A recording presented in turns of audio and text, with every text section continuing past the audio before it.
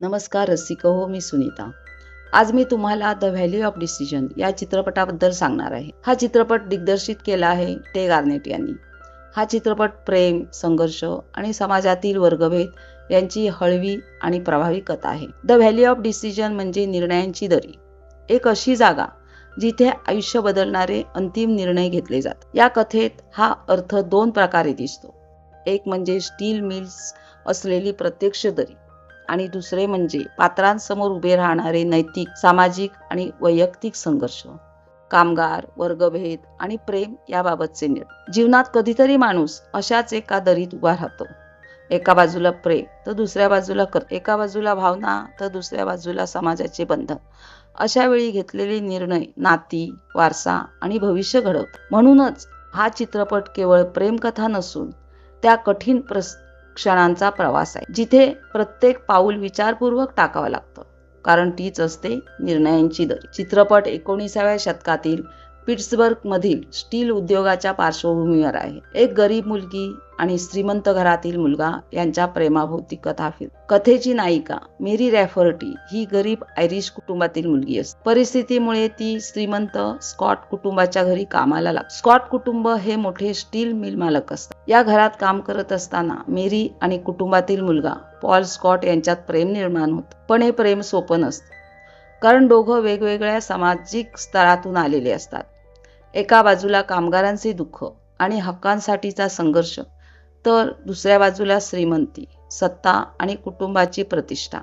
मेरी एका कठीण परिस्थितीत अडकते। तिने कामगारांच्या बाजूने उभं राहावं की आपल्या प्रेमासाठी श्रीमंत कुटुंबाचा भाग व्हावा। कामगारांचे आंदोलन, संप आणि संघर्ष वाढत जातात आणि त्याच वेळी मेरी व पॉलच्या नात्याची परीक्षा होते।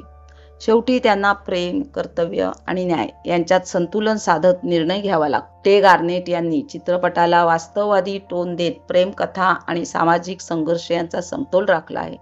स्टील मिल्स, धूर आणि औद्योगिक वातावरण प्रभावीपणे उभं केलं आहे।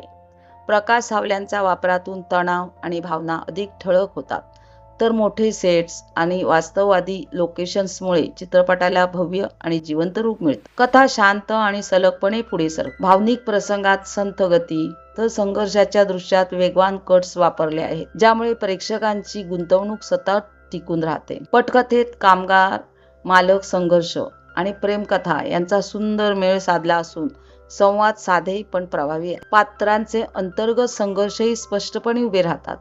त्यामुळे हा चित्रपट केवळ प्रेमकथा न राहता वर्गभेद, संघर्ष आणि जीवनातील निर्णय यांवर विचार करायला लावणारा प्रभावी अनुभव ठरतो। ग्रीर गार्सन यांनी साकारलेली मेरी ही केवळ प्रेमात हरवलेली तरुणी नसून आत्मसन्मान, कर्तव्य आणि सामाजिक जाणीव यांचा समतोल राखणारी ठाम स्त्री आहे। तिचे फक्त पॉलवरच प्रेम नसते, तर ती त्याच्या कुटुंबालाही आपले मानते। ती कॉन्स्टन्सला समजावते की तिने तिचा हिस्सा विकू नये। तसेच ती मालक आणि कामगार यांच्यातील दुवा बनते। त्यांच्या संयत आणि सूक्ष्म अभिनयातून प्रेम आणि कुटुंबनिष्ठेतील अंतर्गत संघर्ष प्रभावीपणे उमटतो। संप आणि वर्ग संघर्षाच्या प्रसंगात त्यांच्या नजरेतील वेदना थेट मनाला भिडतात। या राजस शांततेमुळे मेरी चित्रपटाचा नैतिक बिंदू ठरते। या प्रभावी अभिनयासाठी त्यांना academy award for best actress या पुरस्कारासाठी नामांकन मिळाले। गेग्री पेक यांनी त्या काळात तुलनेने नवोदित असूनही पॉलची भूमिका विलक्षण प्रभावीपणे साकारली आहे। चित्रपटाच्या सुरुवातीलाच सहजपणे शीळ वाजवत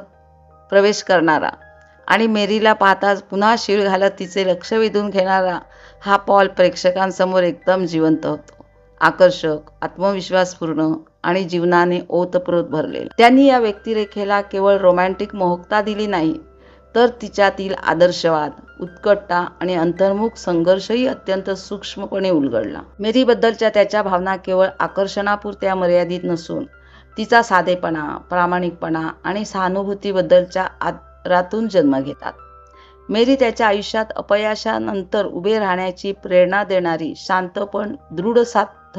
पॉल ही प्रेम, कर्तव्य आणि आत्मसन्मान यांच्या संघर्षातून घडवणारी भावनाशील व्यक्तिरेखा आहे, जी गेग्री पेक यांच्या प्रभावी अभिनयामुळे प्रेक्षकांच्या मनात दीर्घकाळ जिवंत राहते। तर मग लवकरच हा चित्रपट पहा आणि तुमचे विचार आम्हाला कमेंट्समध्ये नक्की कळवा।